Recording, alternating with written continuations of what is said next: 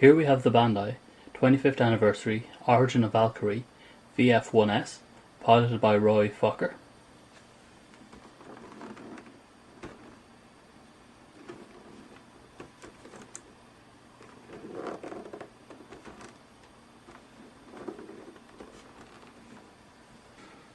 So here we have the Valkyrie out of the box. It comes with a gun, an attachment to allow it to clip onto his arm, some missiles for his gun, and the blast cover for the cockpit. A quarter of a century after its first release by Takatoku Toys in 1983, this is a reissue of the Transformable classic. While the toy line of the 80s were the Transformers, this set the standard for all transforming toys and can still stand proud as an elegantly engineered masterpiece. The Valkyrie's sharp mould and sturdy construction of die-cast and ABS plastic remain the same as the classic toy. So the gun is very nice. It comes with a few decals already applied. One of the differences between this cannon and the one from Yamato is the actual butt of the gun doesn't move in and out of the body, and the handle doesn't go into the actual barrel. So normally this would push up in there, and you can push this forward and back for storing in plane mode or gear walk. But other than that, it's very nice. So the front of the gun actually spins around, allowing you to lock it in place if you don't want to put missiles in, because this is a spring-loaded gun.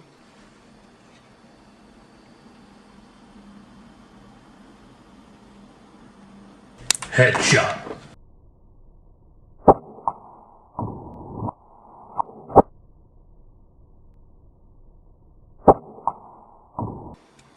So you can just spin it around and you'll see the thing clip at the back. Now if you've done it right, you'll be able to put the missiles in, which I have.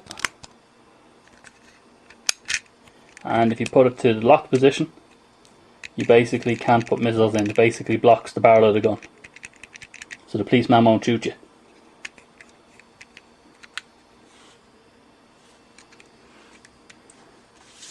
I've already lost one missile having a bit of fun.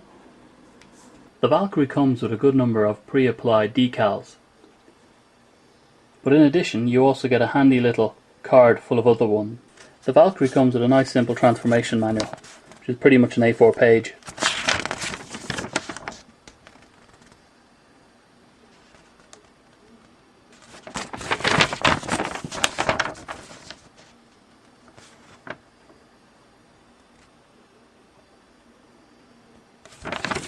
So let's have a closer look at the Valkyrie.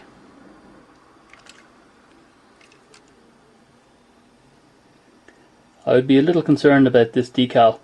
The legs swing down, so you might wear that out after a good number of transformations. Die cast, yes! I hurt my thumb so many times with that with Jetfire.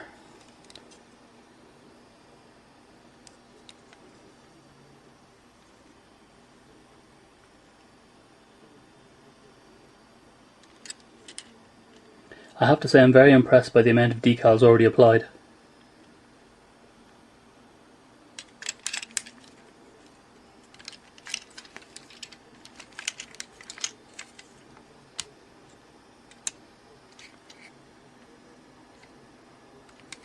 While the legs don't click in at the back, they're pretty solid.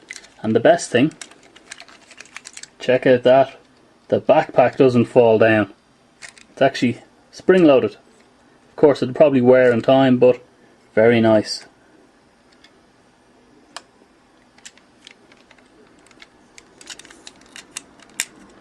Again, landing gear straightforward, clippy clippy.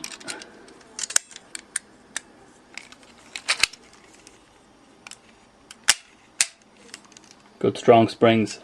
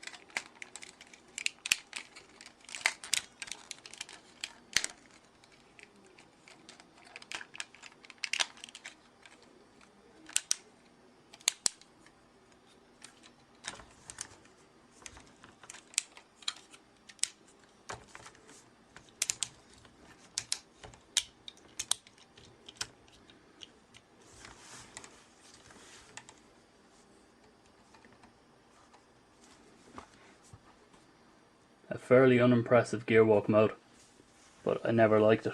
Gearwalk, that is.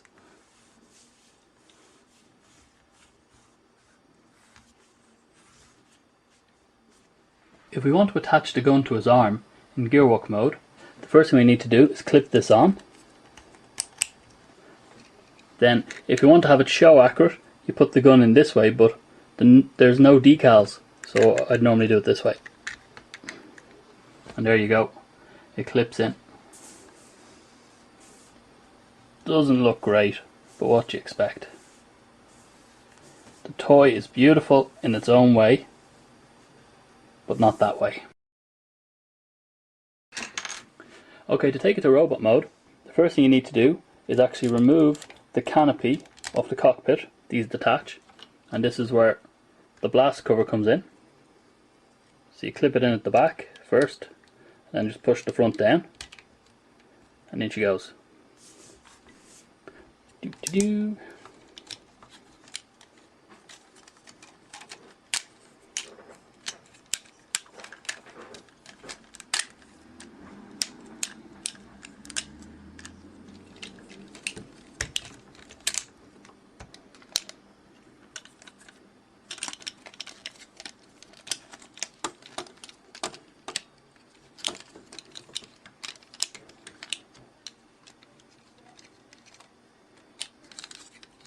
Now the thing to watch, there's actually a little tab just there that goes into his back. You'll hear a clip.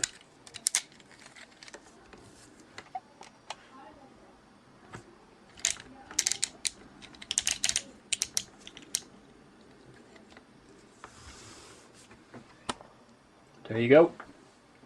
Robot mode. Again, the gun can be clipped on.